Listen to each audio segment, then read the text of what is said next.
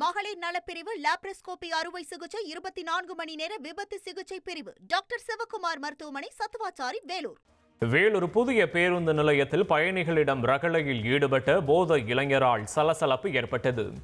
பேருந்து நிலையத்தில் உள்ள கடைகளில் உள்ள பொருட்களையும் போதை இளைஞர் அடித்து நொறுக்கியதாக கூறப்படுகிறது. இதனையடுத்து ரோந்து பணியில் இருந்த போலீஸ் ஒருவர் அந்த இளைஞரை பிடித்தார். போலீசிடமும் அந்த இளைஞர் மல்லு கட்டிய சம்பவம் சலசலப்பை ஏற்படுத்தியது.